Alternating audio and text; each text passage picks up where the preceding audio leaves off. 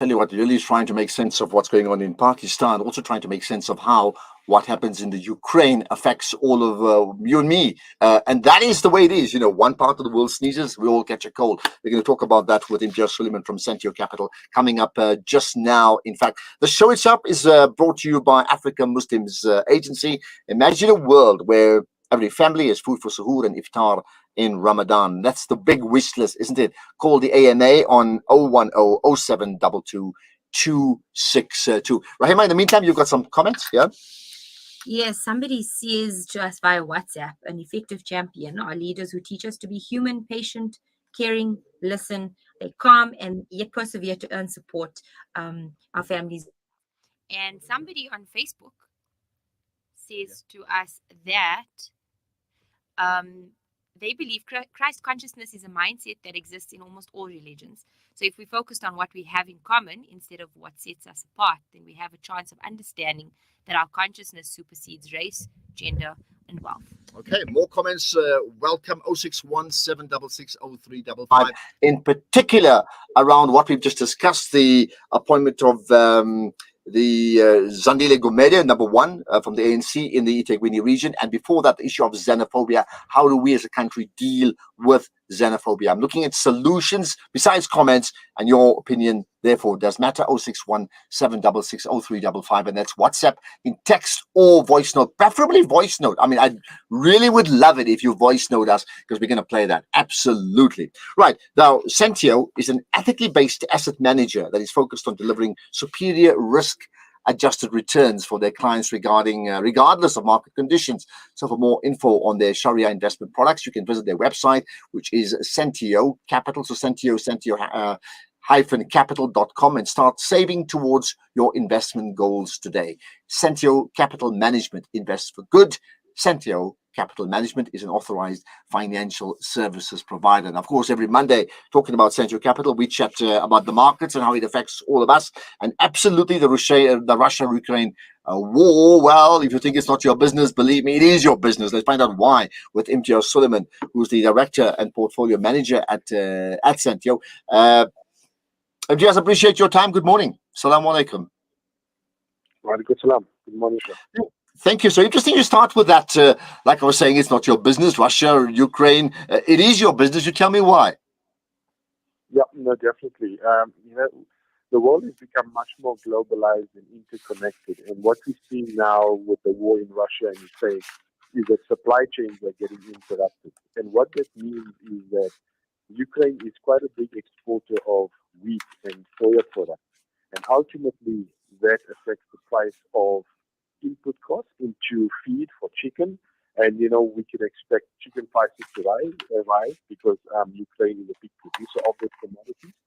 Secondly, you've got sanctions that are piling on Russia. And the latest sanctions last week was sanctions around the palladium exports out of Russia. And why that affects the palladium price is Russia exports about, or produces 40% of the palladium, or mines palladium, which accounts for 40% of the world's supply.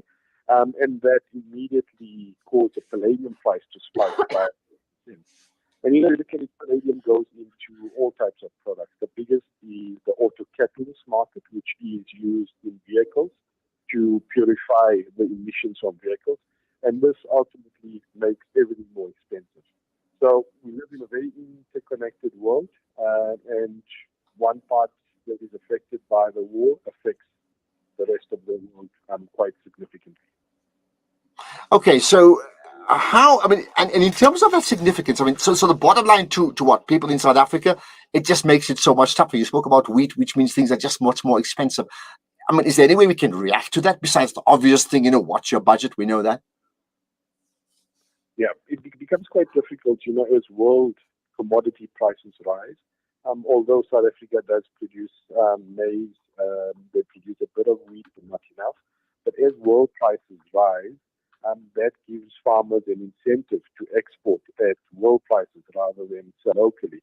So it puts pressure on the entire supply chain. I think from a consumer perspective, we're seeing big price rises in the fuel price. You have to just be more careful in terms of your driving habits.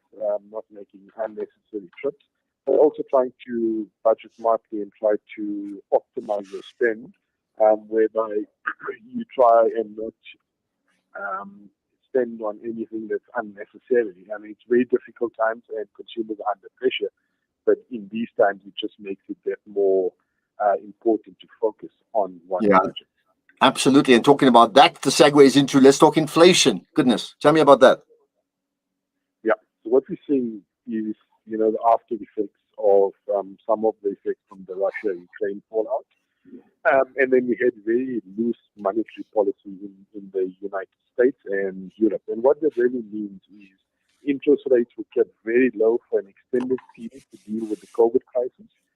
And this brought about lots of consumer budgets that were built up, and consumers have been spending that money, and this is putting pressure on goods, so durable goods, and this is, for household appliances, vehicles, that has been in demand and in very strong demand as consumers cut back budgets on eating out, flights, restaurants due to the COVID pandemic. So we've seen a lot of pressure on durable goods, and this is putting pressure on prices of those durable goods. So what we have around the world is inflation that has been increasing quite significantly, and now central banks, effectively the banks that set interest rates to react to this inflationary pressures that we've seen.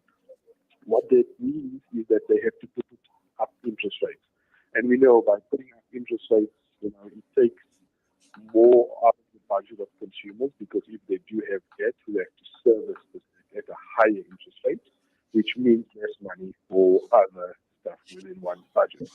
And the central banks have to do that because we're seeing lots of demand coming through and price increases. And you get a vicious circle that could develop once those prices start increasing, and then you get higher. Okay. Let's talk about Chinese technology regulations then, Imtiaz, to end with. Yeah, so I think what we've seen is China has been putting a lot of pressure on the technology sector, and why that is important is because we have now listed on our market, and their biggest holding is Tencent, which is a Chinese listed company. So China is doing a drive to make sure that the playing field is level from a technology perspective, and they're clamping down on these technology companies. The latest regulation is that the platform companies won't be allowed to be run as a monopoly, and effectively their IP is being monetized by the government, and this is putting pressure on their share prices and ultimately on Naspers, which is listed on the Johannesburg Stock Exchange.